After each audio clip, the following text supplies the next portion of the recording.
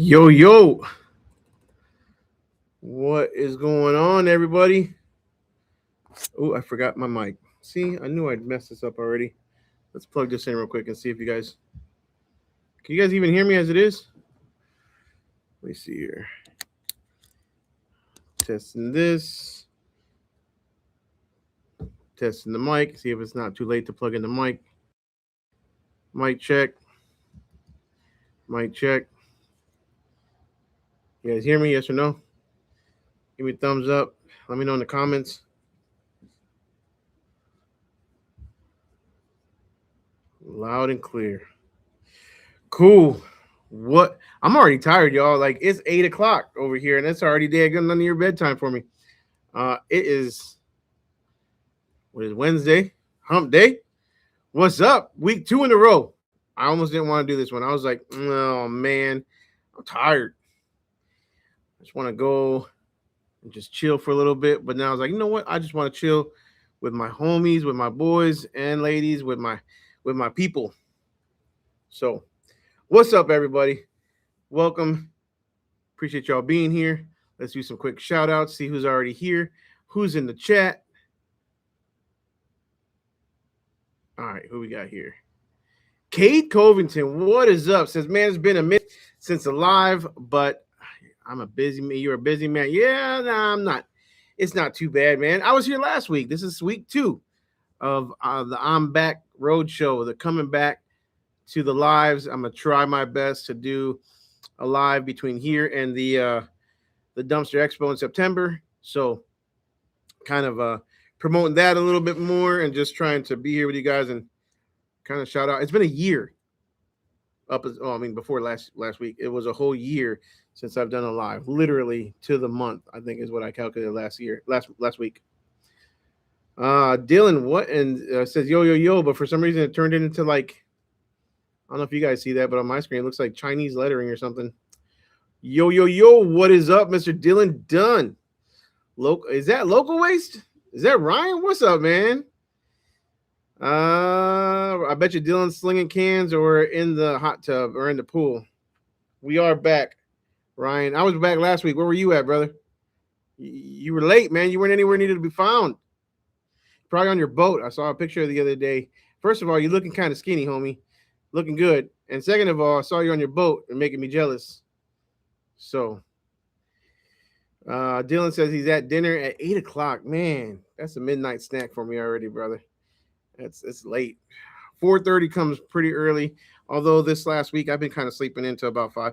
I tried to sleep in on Saturday this last week. I'm like, you know what? I'm turning off my alarm. I don't really need the alarm anyways. Like my body alarm turns on, but I'm like, I'm turning off the alarm. I'm sleeping in. I went to bed a little bit later. It was like it was like 11:30, super late. And so, sure as shit, I was like, man, it's time to get up. I roll over. It's 4:29. I'm like, yeah, ain't that some bullshit for real? Because that's my life. But oh well, at least you wake up for another day, right? You're blessed when you wake up a whole nother day. Let's see here. Local waste, another hot management. It's been hot, but this last few days we've had a lot of rain, so it's gotten to like the 80s and 90s. Real muggy this morning. No, it was yesterday. Yesterday I had tire issues on the big truck on the Kenworth, and the last tire shop I took the Kenworth to, I had 2 flat tires they had to repair. And instead of fixing the hoses, because I've got the air up system, instead of just taking those off nicely, they decided to break them off because it was too hard for them to figure it out. So they busted 2 of my air up hoses, which caused all kinds of problems. I had to order new hoses, and then they didn't patch a tire correct, of course. So the next day I was no air, off the bead, couldn't use the air up system, air up's leaking. It was just a nightmare. So yesterday I spent an hour and a half trying to figure that out. Putting in our new hoses. I put in one. I didn't even put both of them in because I was like, that's too much. And I had to go and do a demo job. So, bedtime. We still have about an hour left of daylight. Brandon, you have about an hour left. Actually, it's gotten late. It's like, I don't know. They're supposed to vote on the I think they're supposed to vote on the daylight savings time this week sometime to see if they're gonna like do away with it. I don't know if I haven't heard anything else about it. But Brian, what's going on, man? From Go Idaho Dumpsters. What's up, brother? Can hear you just fine. Appreciate you, man. 14-hour days, 70 hours last week. That's part-time, homie. Nah, man. You got to put in the hours, though. You really do. Wally Gone, what is up, man? It's yeah, it's been a while since I talked to a lot of you guys, man. Wally Gone, nice to see you again, brother.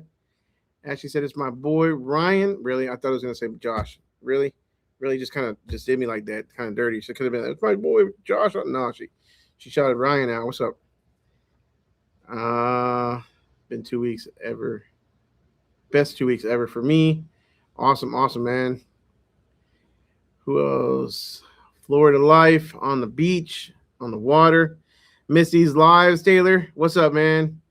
Always something to look forward to, man. I appreciate that. Really do. Sometimes I feel like, again, I'm just here talking to myself. But I got all you guys. I gotta figure out how we could do like, you know what I'm gonna do? I want to do like a live web chat with like, I think you can do like up to 100 people on Zoom. That'd be kind of cool. If any of you guys know how to set that up, let me know. Where we could just kind of all hang out and like have little, little cameras and everybody if you wanted to join. Did that one time with a few people, but it'd be cool to do it with like a whole bunch of people. I can imagine like everybody trying to talk at one time, but be kind of chaotic. Who saw Argentina play today, guys? Come on now. I mean, I may be a big dude. I'm a little bit older nowadays, but I'm still I was never a soccer fan until my kids got into soccer and started playing soccer. So that was probably well, Alexis is 20 now. She started playing around 7. She's 22, but started playing around 7 years old. So that was, 15-ish years ago. So about 15 years, I really got into soccer when my kids started playing soccer. Then I went from a dad to the coach quit midway through the season. I had to take over the team. Otherwise, their team was going to fall apart. And then I became their coach for over 10 years. And then I coached my second daughter. I coached my son. I got on the soccer board of the Soccer Association. Then I became the president of the soccer board of the association for about 5 years. Then I was like, I'm done. Once all my kids were out of soccer, I pulled out and stopped. I couldn't do it no more. But I still love soccer. Oh, we owned our own indoor soccer facility for a little while. We opened one up right here in Waxahachie, Texas. Opened up the soccer spot. It's still open to this day. It's been open. I sold it. We sold it when? We sold it probably 2017-ish, give or take. And still open. Still a hot, because there's no, I put AC in there. I paid $25,000 for a massive AC unit in a 10,000 square foot warehouse that had no insulation. And but you had to stay on top of it all the time. You had to get in there. We had to get there like 2 hours early just to cool it down. And anyways, long story short. But it was fun. But I love soccer, so we really are big soccer fans in this house. We've been watching the World Cup. I know a lot of you guys are probably bored of that already. I was dying to go to a game, but I just could not. I mean, there's 5 of us. Granted, my middle daughter would stay. She's not a big soccer fan, so it would be 4 going. But I think the least price tickets that I found going to AT&T Stadium or Dallas Stadium here in Dallas was like, it was going to cost us almost over $6,000, $6,000 for 2 hours. And the more I thought about it, I was like, you know what? We can go on like a week-long cruise for that price and more. And so I was like, I couldn't pull myself to do it. Anyways, I had posted today, or I had AI post this morning that we were going to go live, which thankfully my wife reminded me. That's the only reason why I'm here right now.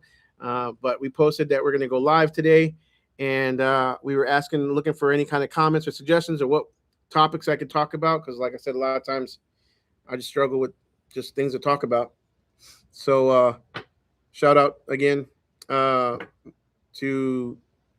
my wife. What were we talking about? Financing. So somebody talked about financing. So I've done plenty of financing. I've financed lots of different equipment. So we could just talk about financing, kind of guys getting approved for different type of equipment.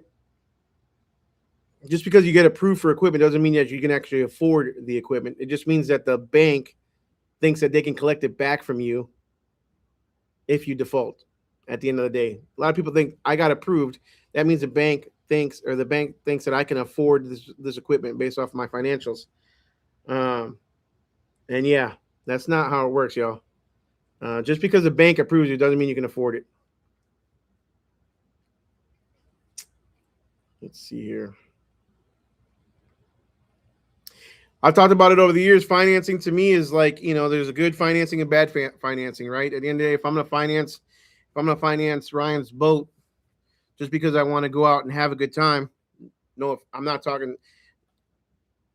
not using Ryan as an example. I'm just saying if I want to finance a piece of equipment, let's say a motorcycle, a boat, something that's just going to have a good time, then I have to make sure that I can afford that piece of that equipment, because that equipment isn't going to give me a return on my investment. Meaning I'm not going to be able, unless I go and I start doing fishing lessons, or unless I go and I start doing chartering and chartering the boat out. Um, should I buy it? Well, hell yeah, I want to buy it, and I probably should if I can afford it.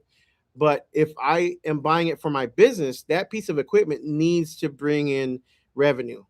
And so a lot of people also get confused with buying equipment to then bring in the revenue versus having the revenue, having the customers, having the client base, having the business already in place, and then buying the equipment to support that said equipment or that said need for that equipment.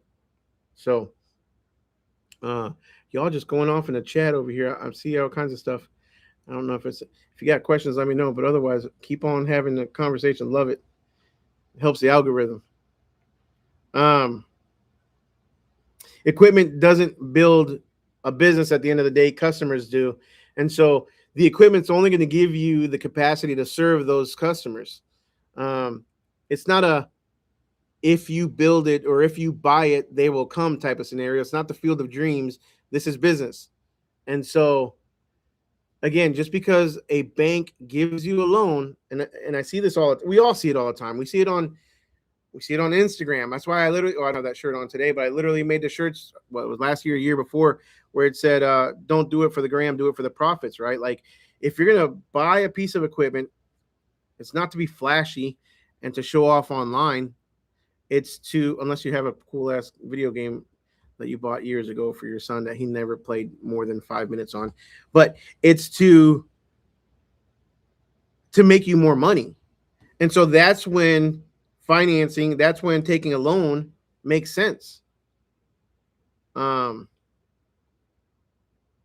and so what other reasons or what other times does financing actually make sense is when you're turning away profitable business, your utilization on your dumpsters or your equipment is high. So I did a podcast with Magnate the other day, and if you guys haven't seen it, you might want to check it out. It talks about their new software, their new AI software that they include or that they're offering that works with ICANNs. It's not a sales pitch. I'm really honestly not trying to turn these live streams into sales pitches, but it's a conversation that we had because their new AI software, I literally used the AI software to ask it what my utilization rate looks like, how on all different size dumpsters. And I believe it told me I was at 88% on my 30s and 40s. And my 40s were even higher. I think it was more. So you should know what your utilization rate is. It shouldn't be I mean, we've been doing it for years. For those of you that have been in business for a long time, you know that like your gut feeling, you're looking at the yard all the time, you have no cans. Yeah, you know your utilization rate is high. You know you hardly ever have any cans. You're turning away business. So that's a good gut feeling. But when you have data that supports that gut feeling as a business owner, it makes you feel more like, okay, now I really need to make this move because not only do I have that gut feeling, but my data says the same thing. So in order to buy more equipment, because I'm going to buy more equipment, that'll bring me more revenue, which in turn will bring me more profit. When your new equipment fixes a bottleneck in your business, let's say you have a truck that's constantly going down, just constantly going down, and it's creating a bottleneck in your business because you can no longer support your clientele, you can no longer keep up with your dumpster rentals or your equipment rentals, then it's important. It's obviously makes sense to buy equipment, to use a lender to finance a piece of equipment that will generate you more money and get rid of that bottleneck. And do not forget in my opinion, that you really, really, really have to have enough cash left over after your down payment, after you pay for that piece of equipment, for repairs and payroll, fuels, insurance. Because at the end of the day, when you buy a new piece of equipment, let's say not one that's uh, uh, um, replacing a piece of equipment or a truck that you currently have, but a new truck that you're bringing in. Well, it's not just the truck payment and the insurance payment that you're going to have, that truck's going to generate, right? That new truck is going to bring in a hell of a lot more payments than just the uh, hell of a lot more. What do you say? Yeah, payments than just the truck payment and the insurance. It's going to bring in all the extra stuff that come along with it: the fuel costs, the payroll costs to hire somebody to drive it for you, the repairs. Whether or not it's brand new or not, you're still going to have the repairs. Um, And another reason when equipment makes sense is obviously that piece of equipment will have a decent return, a decent resale value when you go to sell that piece of equipment, right? Um, when I was in the limo business, right towards the last several years, we decided that no longer were we going to keep vehicles longer than 5 years old. It was going to be a limit. 5 years old, 125,000 miles. After that, time to sell. Our limos were a lot different than the kind of trucks that you guys have. 125,000 miles in a limo is a hell of a lot more wear and tear than 125,000 miles on an international truck, right? It's a lot. It's a lot different type of vehicle. So we decided that we were going to start rotating our equipment. 5 years. We have a 5 year loan. So as soon as pretty much we stop, we automatically outright buy the piece of equipment. We no longer owe on it. If we have a 60-month term on it, we were going to sell it and use the entire amount of money, because obviously you can sell it for, I don't know, 50%, I don't know, whatever it was, half of the value that you bought it for, give or take, or and then we take that entire amount and put that toward down payment on the next limo that replaces it.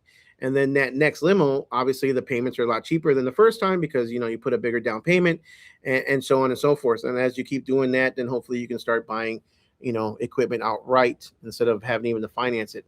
I mean, in an ideal situation, right? Um, so having some sort of plan on rotating your inventory is a good one as well. So my suggested rule is, don't ask if I can still make the payment.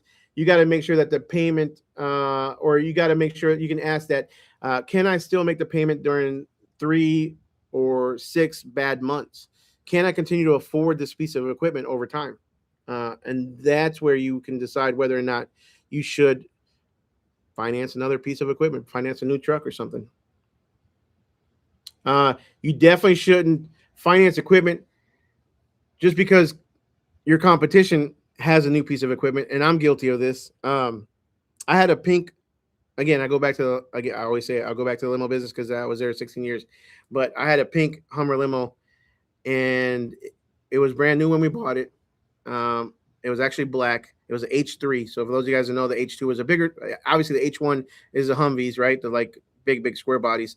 Then they had the H2s, which were a lot. They're still big. What 2002 ish, 2000 even, not maybe to 07.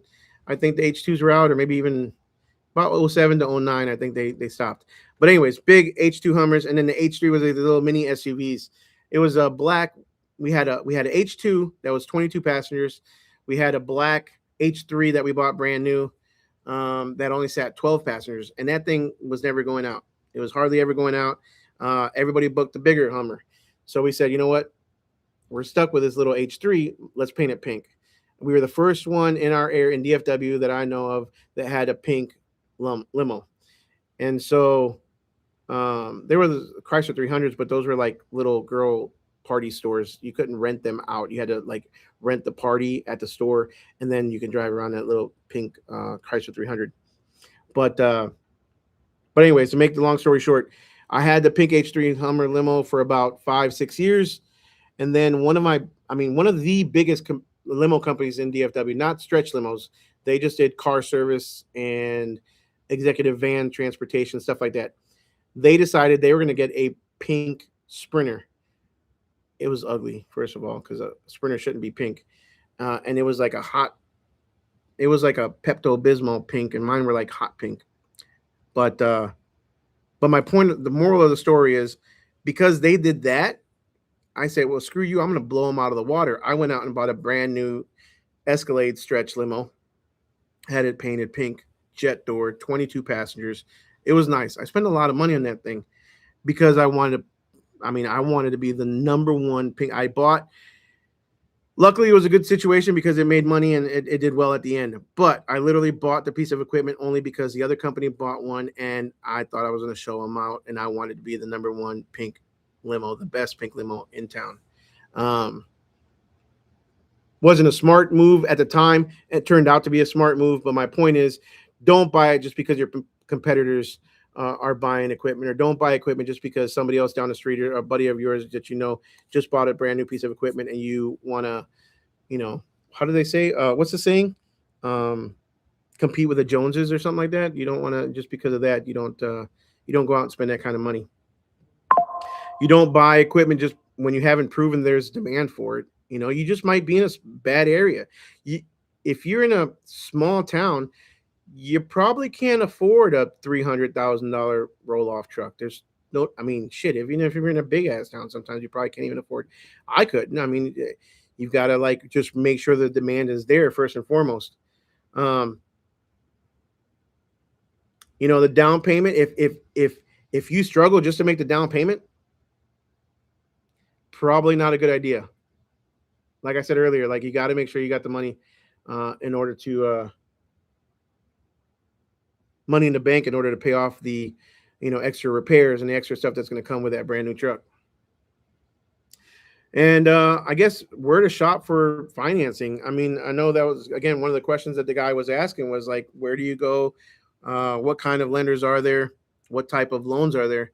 And so I can't tell you exactly what type of loans. Obviously, there's a conventional loan, over time. Then they have the lease options, which I've never been a big fan of. The balloon payments, I've never really been a big fan of. Some people like the lease because, and technically you can do, they're not really called leases for the commercial equipment. You guys can help me in the comments below what's it called. But be careful with like the big balloon payouts. I did that one time with a piece of equipment with a limo, and I didn't realize what type of loan I was getting. And it was, pay it off over time. And at the end, it was a huge balloon payout of 10% of the purchase price. So at the time, it was like $150,000 truck.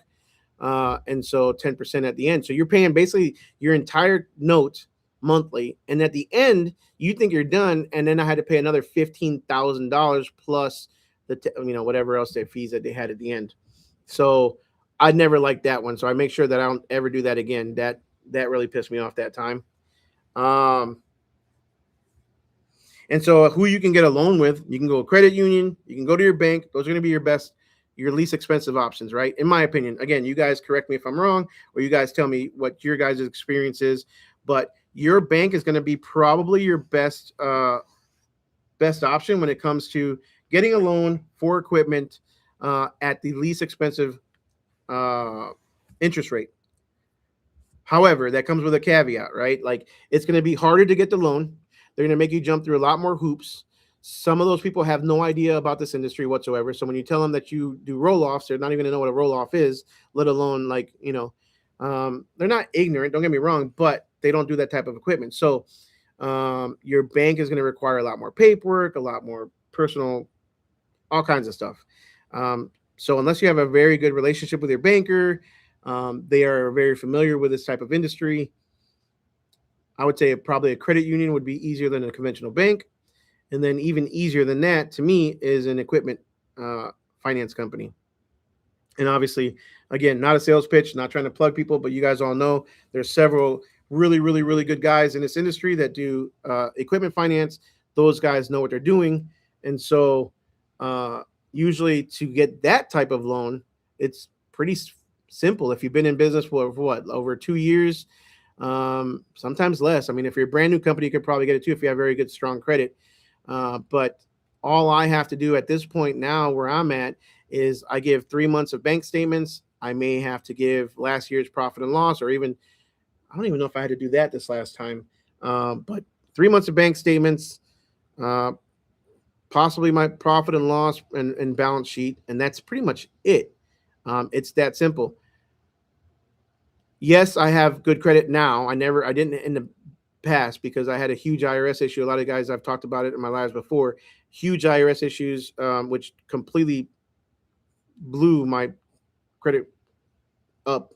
Completely had zero credit. But the other thing I want to say is, you've also got to make sure that um, your paperwork is in order. You got to make sure that if your financials is a complete mess, the lenders are going to see that and they're going to know. And so you got to make sure that your financials are good. I pay $550 a month because I have multiple accounts that he manages. But when I first started with him, just the dumpster business, it was like $300 a month to have a good bookkeeper. Literally. And I know I've talked to Ricardo with iCans. He says, bro, you don't need a bookkeeper. Do it all with AI now, whatever.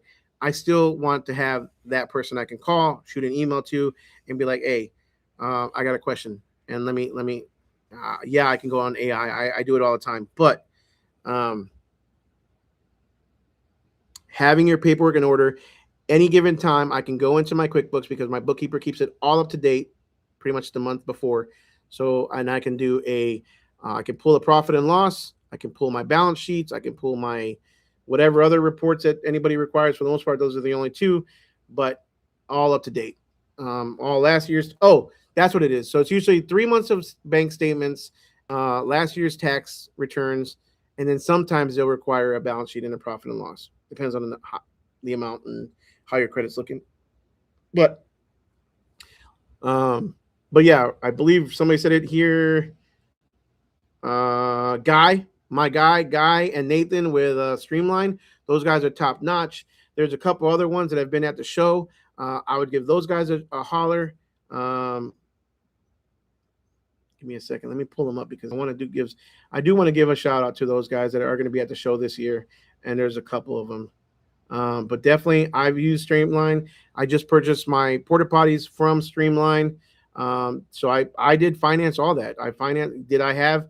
I may have had the cash. Yeah, I had the cash a little bit, but I don't want it. Cash is king at the end of the day. If I can use somebody else's money to make money, and it's a smart investment, I'm going to do that. So let's see. Commercial equipment finance, they're also an option. They're going to be at the show this year.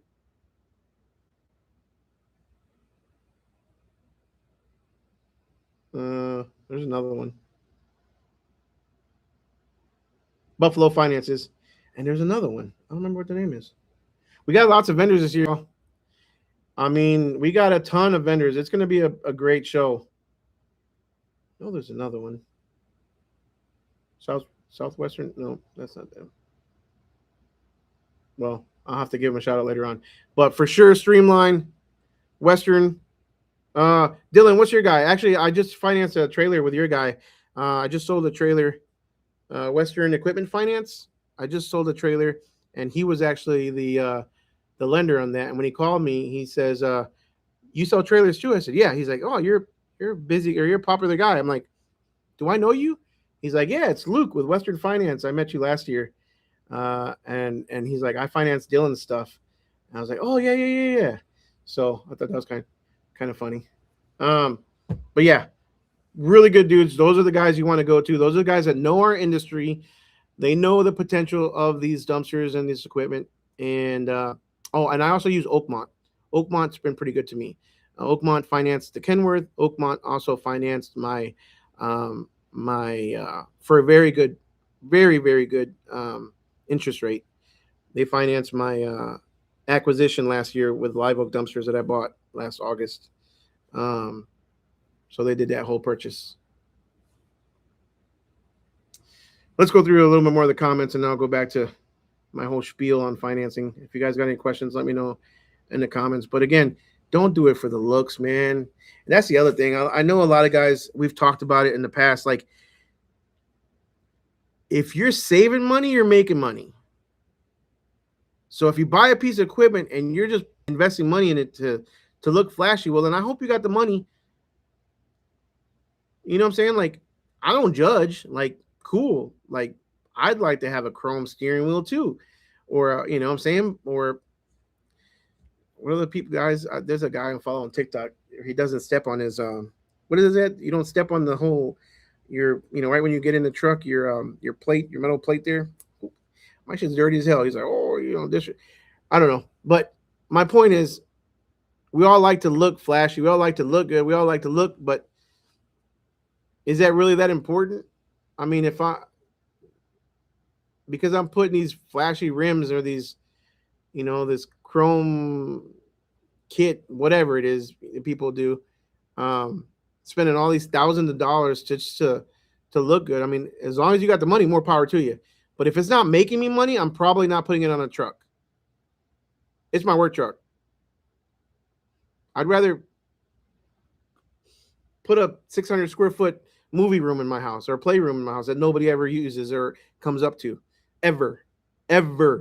Like we've played one movie here probably, and I've played Xbox, and that's about it. And that was probably 3 years ago. But my point is, I'd rather spend money on something that eventually will make me money. This right here, this 600 square foot that I put up here in this attic, this is worth something at the end of the day when I go to sell this property. So, but putting a chrome steering wheel and a sound system in my work truck, nah, you're never gonna catch me. You won't catch me doing that whatsoever. That ain't me. I'm not that guy. But anyways, I was gonna go through comments before I went on my spiel again. Let's see here. Holy moly, y'all talking a lot here.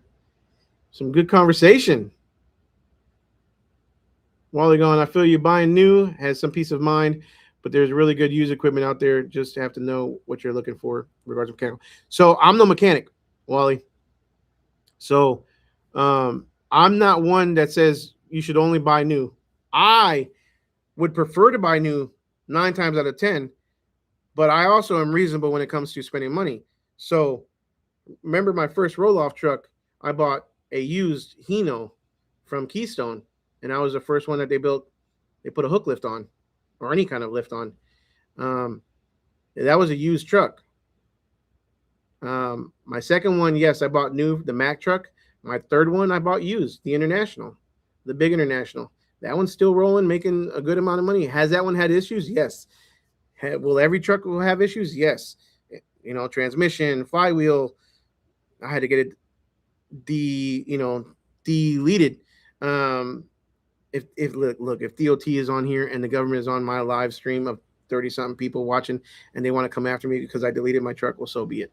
But anyways, and then I bought a new Kenworth. And so I buy what makes sense to me at the time that I buy it. And I do not only preach and promote buying new, nor do I say, only buy used and save, because like I said, I'm no mechanic. You guys know that. I'll do my best, and again, that doesn't guarantee that a brand new truck is not going to have problems. Taylor says, anybody finding that the big guys are out of inventory here in New England, Ohio, Republic, Rumpke, Waste Management are tied up in data centers? Man, data centers make money.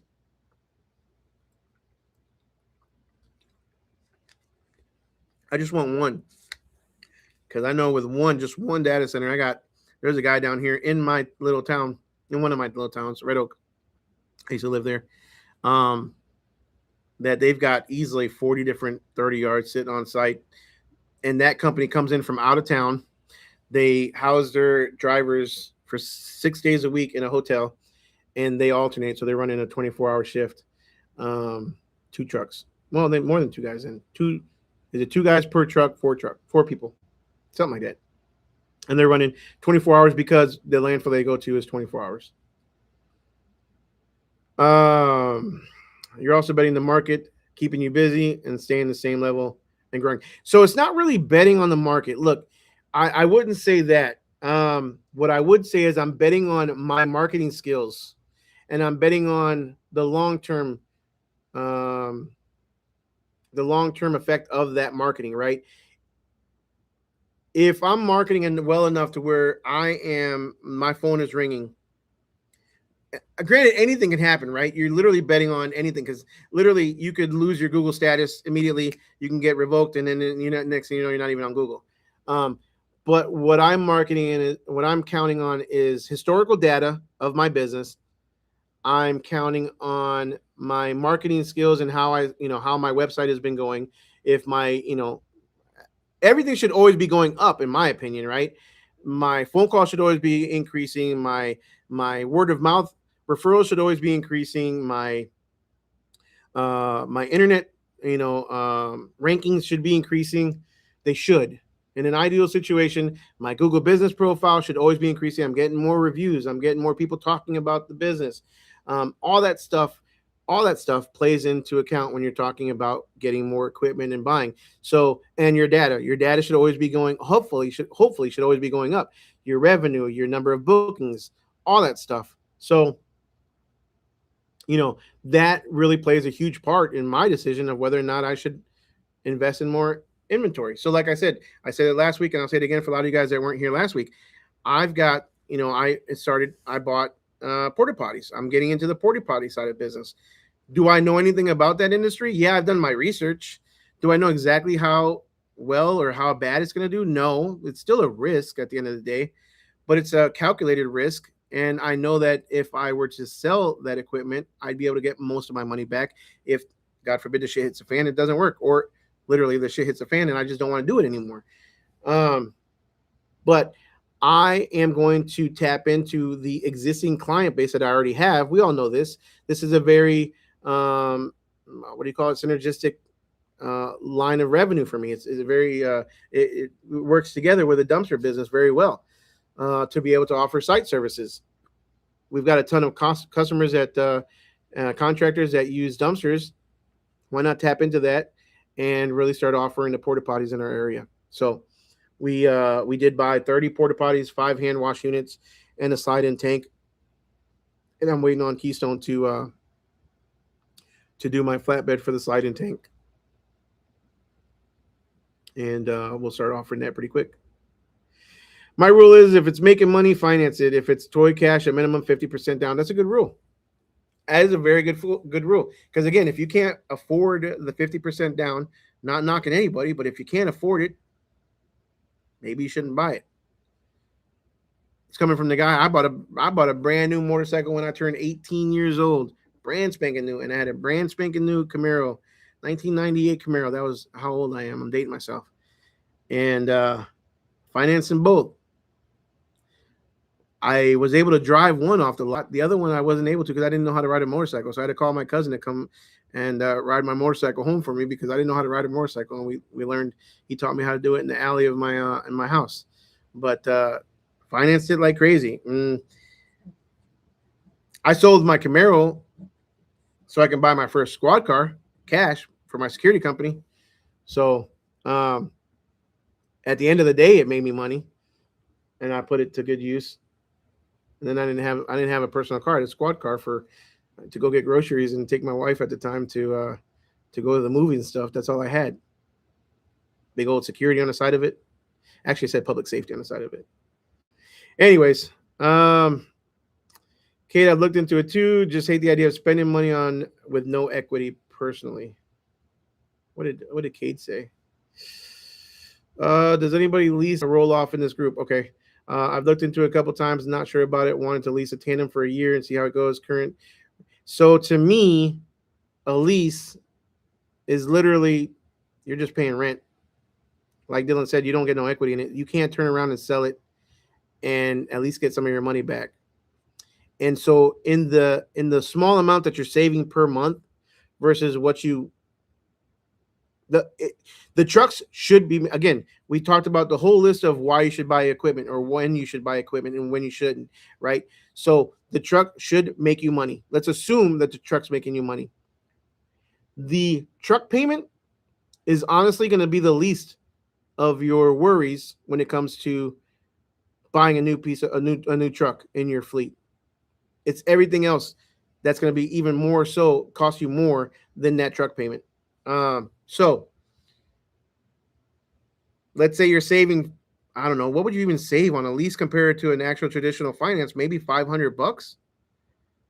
That $500, and I mean, you can turn around and sell that truck. Like right now, I almost have my Mack truck paid off. My Mack truck is still a 2000 and what is it? 2020. Hell, what year are we in? My metrics are 2023. So I think I only owe like $30,000 on that thing. I'm almost paid it off, and I can sell it right now currently at about 95,000, give or take, to 100, give or take. So I personally don't like the idea of leasing. Um, I would much rather buy the equipment, pay the little bit extra. Again, that little bit should be paid for by the revenue that you're bringing in from it, and then you have a piece of equipment to sell. There's people in the transportation industry that literally, again, this is what our business is. We are parking money into our assets that hopefully in the long run we'll be able to sell and get a good chunk back, or even, how do I say this? Uh, there's people in the limousine industry that have coach buses, $550,000-$600,000 coach buses. One bus is 600,000, give or take. MCI, and that's just not the real Prevost, or even more probably. But you're talking about a $600,000 piece of equipment. These guys are just buying those left and right, using their business money, so that when the time comes that they decide to sell the business, that is their retirement package. They're literally, just in the assets alone, they're sitting on millions and millions and millions of dollars. So when you put that into our business, think about it. We're parking money. We're I get excited about this because it's actually true. Like, you think about it, you're buying a dumpster. Let's say you're paying for a dumpster, $5,000, $6,000, $4,000, whatever it may be that you're paying a dumpster for.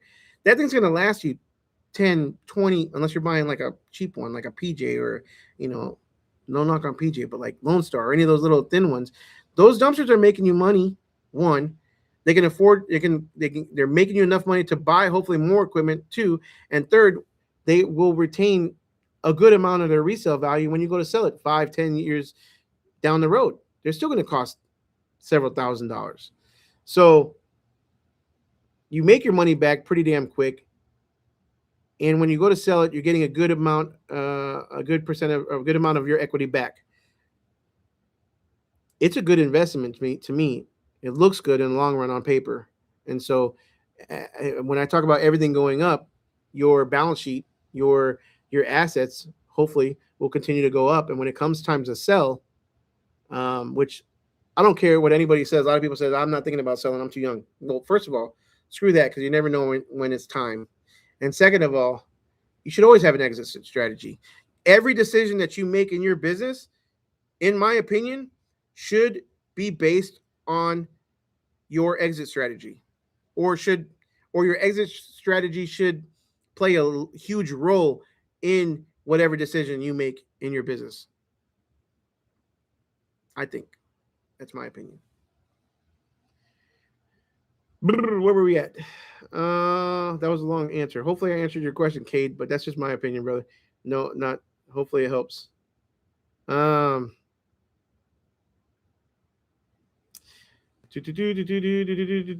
say buy used equipment. Yes, sir.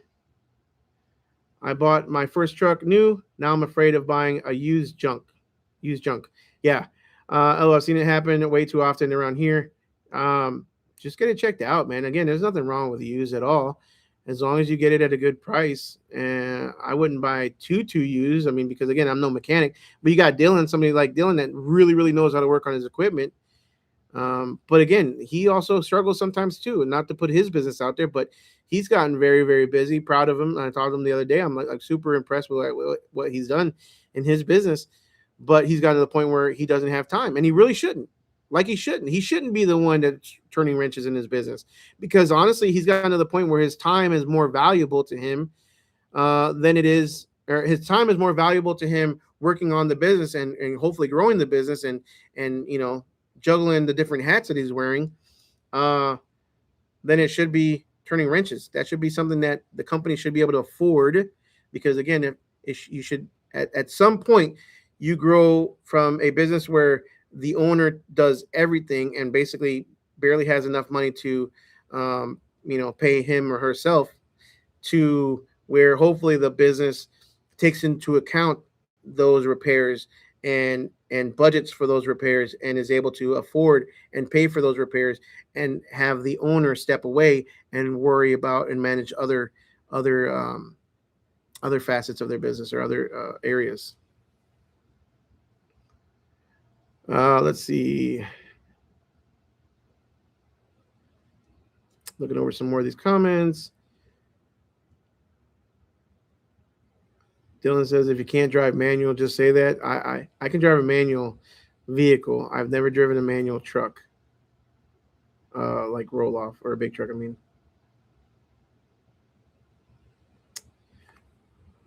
hopefully, I'm making sense to you guys. If I'm blabbing on a lot today about this, but this is kind of big for me. Oh, just touching on a couple other streams of financing. Obviously, you've got your SBA financing if you're buying probably if you're buying a business. SBA is not going to finance a truck or just one truck or something like that. But if you're buying an existing business, again, you can go multiple routes. But I use a private lender, or not a private lender. I use a lender just like Streamline. I use Oakmont to acquire another business. I could have used the SBA, but their process is just so long and drawn out that it's just not even worth it, in my opinion, unless it's like a major purchase, like a really big $1 million, multi-million-dollar acquisition. And then you've got your line of credit.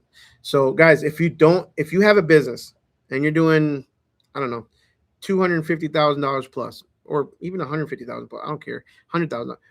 Go to your bank and ask about a line of credit.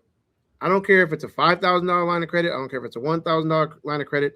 I don't care if it's a $50,000 line of credit or $250,000. But you should start somewhere. And so ask for a line of credit.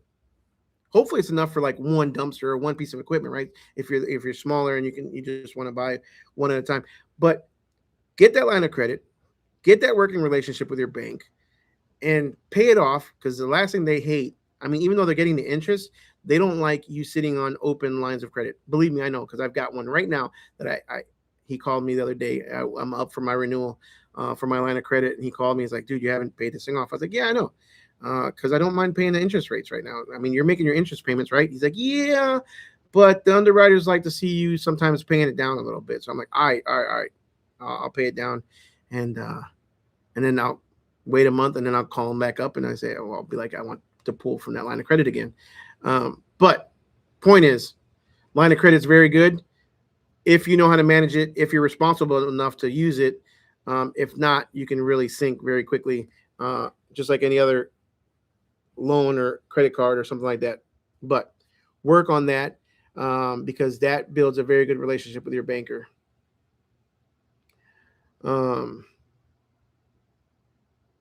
Let's see here.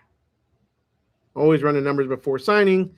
Just went through a couple things here. Took a couple notes. Let's see what other comments we got.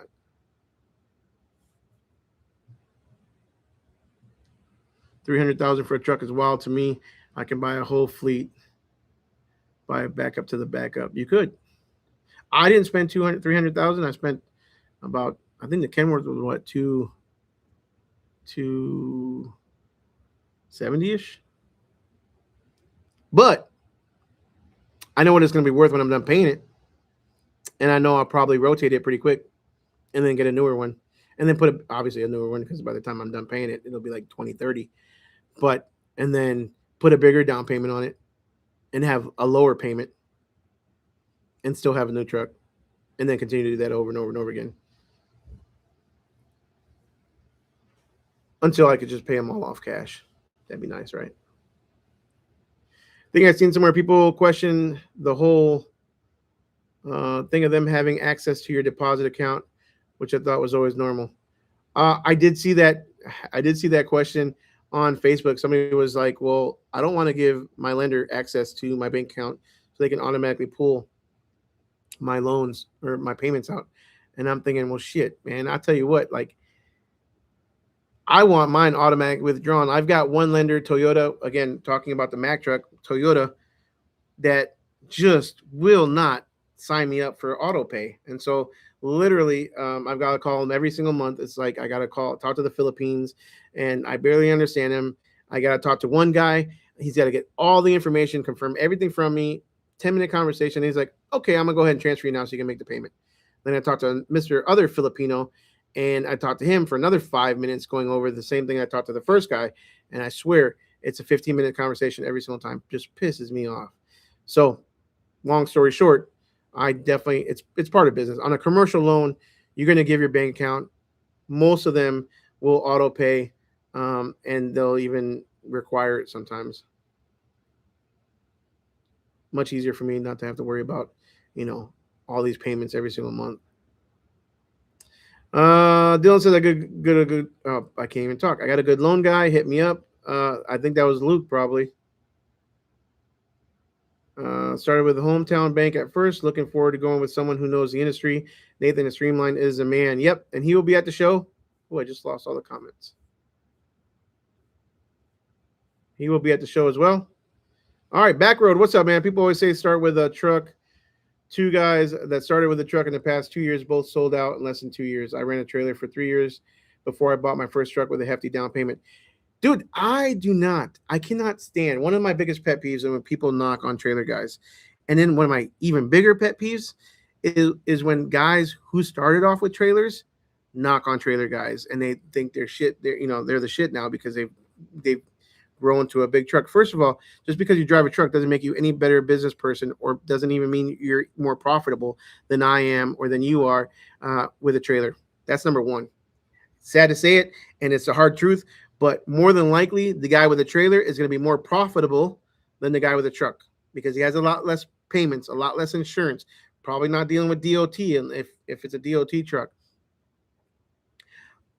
A lot of guys might shoot me and they might be like, dude, I can't believe you're saying that, but it's true. Like at the end of the day, you're more profitable, more than likely. I should say this.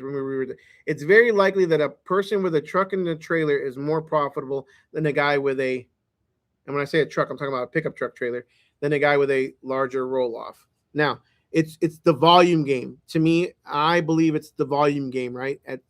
It gets to a certain point when, the not the more dumpsters that one truck can do, because I believe they're pretty equal. A pickup truck and a trailer can probably do just as many, as many dumpsters as a dedicated roll-off truck. But the training of a new driver, the scaling of your business, growing bigger, scaling your business, and also to me, it's also a little bit of an image thing, not with my ego, but with contractors and with companies that I work with. Not to say that anybody ever looked down at me when I had a truck and a trailer, but I believe that, and I also believe the bigger trucks, the tandems, open up a hell of a lot more doors as well than the single axles.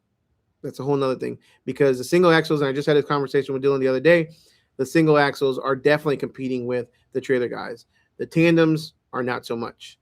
And so that's a whole nother ball game when you're in a tandem truck than when you are in a single axle.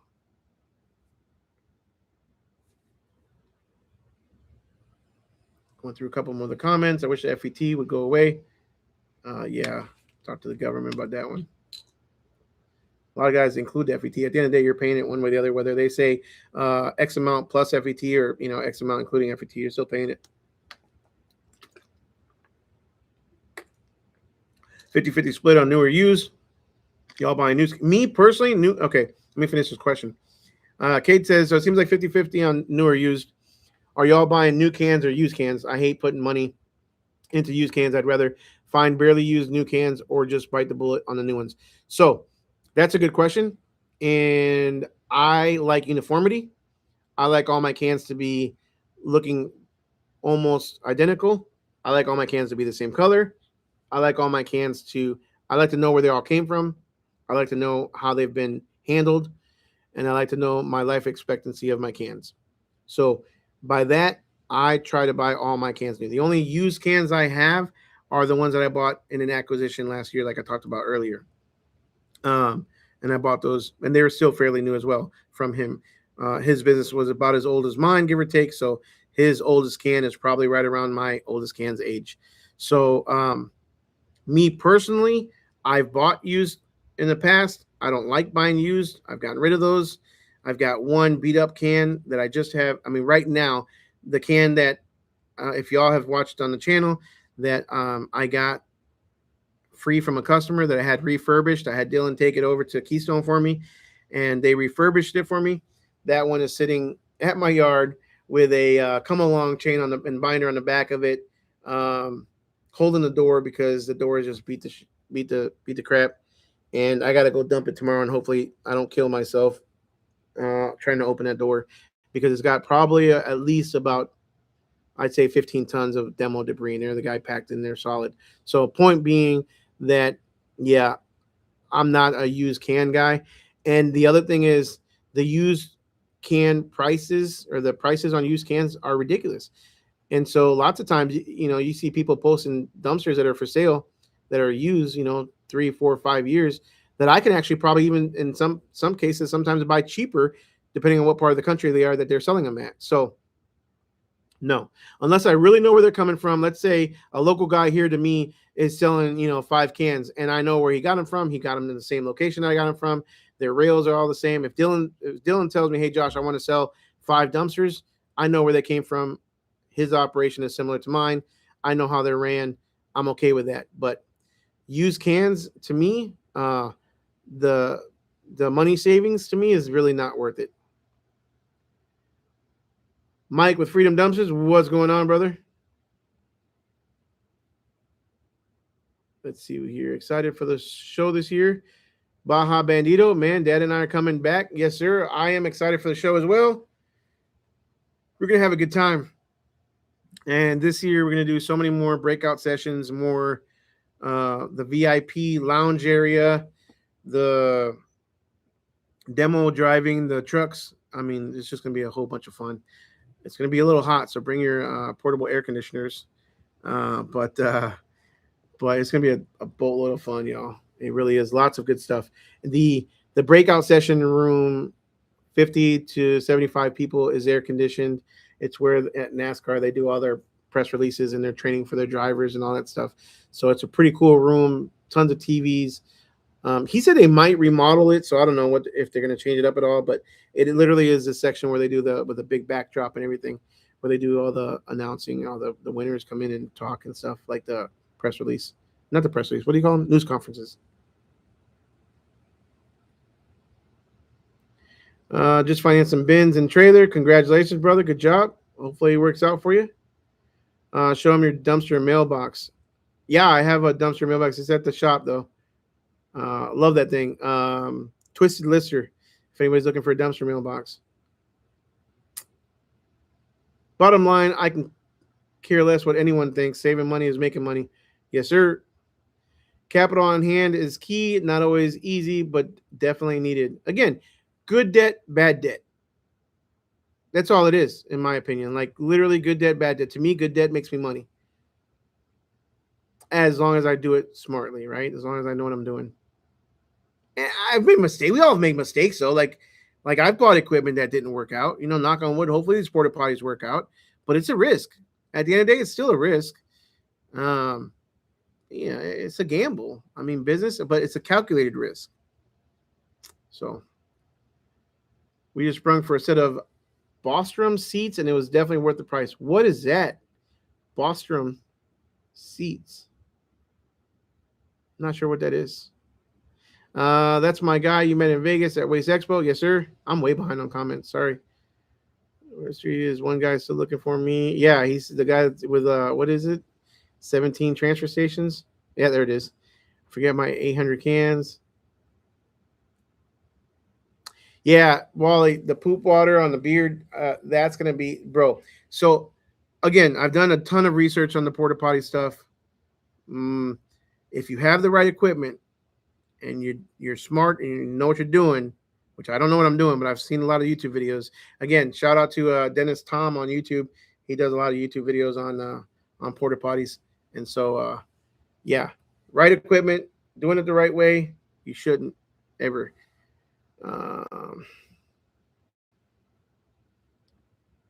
Let's see here. Well, I just lost all my comments again. Why does it do that?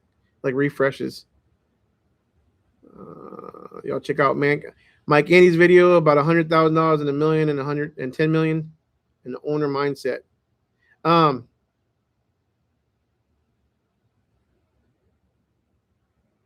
Get those nails dirty. Get those nails dirty and it's game over. What was I going to say? So I've got a podcast coming out with Mike Andes as well. We recorded it last week. I think it'll probably coming out in the next 2 weeks or so. Very, very good information from Mike Andes. And I've got another podcast coming out with another VIP guest speaker for the show that we're going to announce. I believe we're going to announce the next speaker for the show on Tuesday. Dylan, you don't want to be called out, but then you call out the stuck man. Oh, Daniel's in the house. What is going on, Daniel? Daniel has off the next 2 days, so now I'm going to be playing full time driver. So we'll see. We'll see if we'll see how that goes. Poor Mister Two Stuck himself. We won't even talk about what happened, Daniel. Hadn't got stuck in forever until now he said it himself.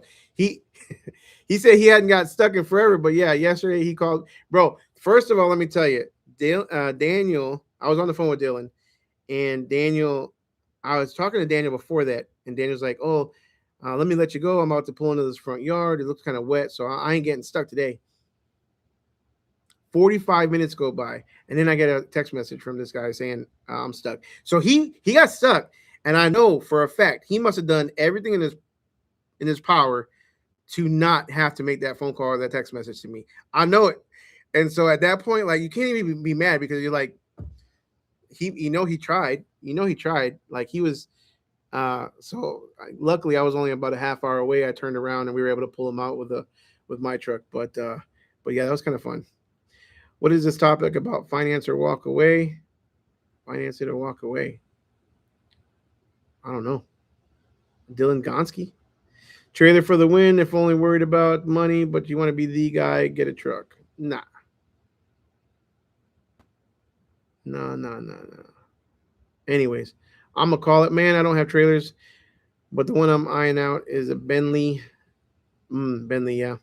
Mini roll-off. I've been in love with that trailer. So those are the pup trailers? I believe those are the pup trailers. Are the real big one that you can haul with a semi-truck.